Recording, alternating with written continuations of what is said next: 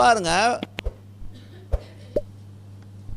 பாவங்கள் மன்னிக்கப்படும் பொழுது உங்கள் சரீரத்தில் என்னது சுகத்தியம் நீங்கள் பெற்றுக்கொள்ள முடியும்.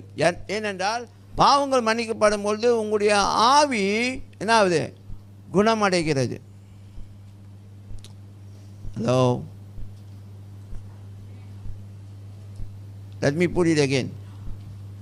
பாவங்கள் மன்னிக்கப்படும் பொழுது அப்படின்னா இப்போ ஆண்டவராகிய இயேசு கிறிஸ்துவை சொந்த இரட்சகராக தேவனாக ஏற்றுக்கொள்ளும் பொழுது நம்முடைய ஆவி சுகத்தை பெற்றுக்கொள்கிறது.